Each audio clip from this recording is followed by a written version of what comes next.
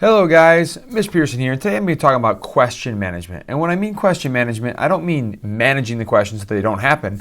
What I mean is managing what mediums those questions come into you as. Because maybe some students are asking you with a computer, or some are asking you on a chat box, or some are asking you with their hands raised, and maybe that's just a little overwhelming for you. So today we're going to look at 6 different ways you could actually look at different ways of having them ask questions to you. Now these are all links. Slideshow you want to look at, you just go ahead and click on the ones. Flipgrid and Soapbox are linked. The other ones kind of have to get through in different ways. But without further ado, let's get started. So the first one I want to talk about was Soapbox. And maybe you've never heard this, but it's a way to kind of keep kids engaged and ask questions at the same time. So if you wanted to learn actually from Soapbox, click on this. This is a link right to the basics to take you to that. Once we get to Soapbox, you can go there. You're able to add some features to it that you'd like to. Now, I, for instance, wanted to have more than just those things. I want to have instant polling, I want to have social Q&A, and some math formatting, which I won't get to today, but just in case you wanted math formatting, that is an option there. So then now when I come back, I can see those different options. So for instance, if a kid is confused, they can click, I am confused, and I'll see that number there. And as it goes up, I'll know I have to slow down or really discuss. For a poll, I can just ask kids out loud, how many of you think D? How many of you think A? How many of you think states matter? Whatever it is, just a quick way to poll. Then for social Q&A, the students will have a place where they can type out their own questions. So right there, you can see that students put that question in, that pops up. They ask how many states matter, that question pops up, and as a student, they can actually vote and get those numbers up to show me how many you're confused about. So I can see one kid is confused about this question, so maybe I go talk to that student or individual, or I can see 37 are.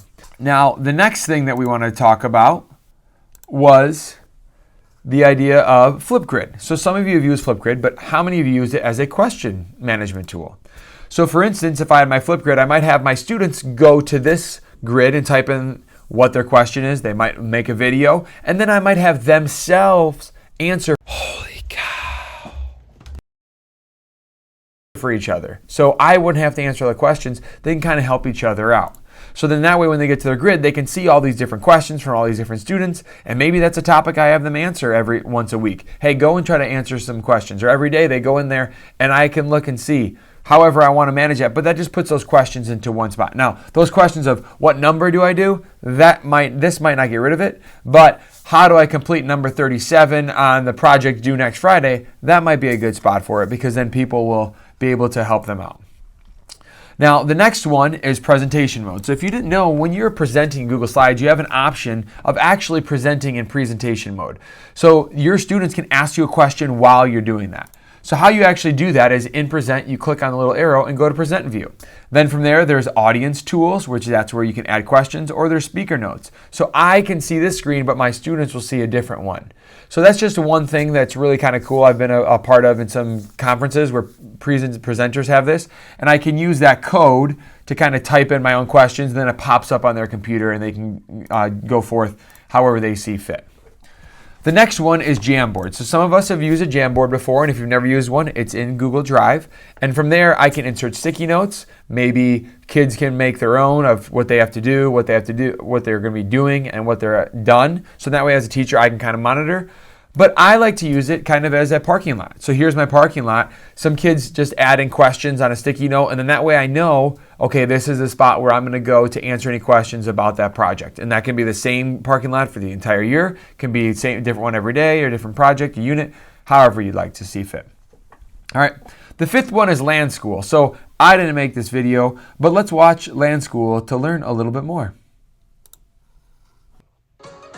Simplify classroom communication, increase engagement, and shift focus with messaging.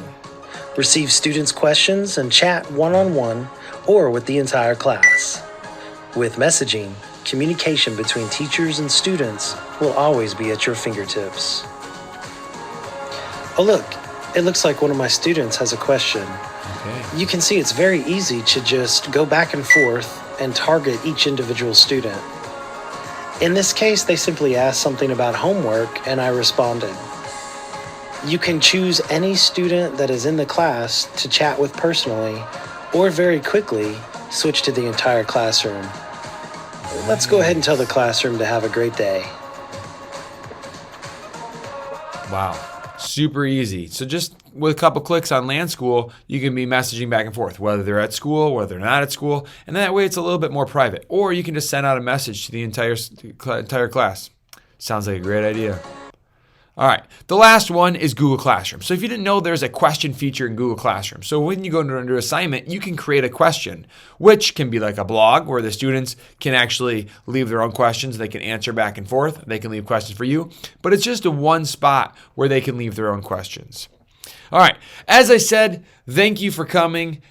Do not feel like you have to use any of these or feel like you have to use all of them. Find what works for you. And if you already have your question management system down, good for you, then you're done. Thanks for watching and have a great day.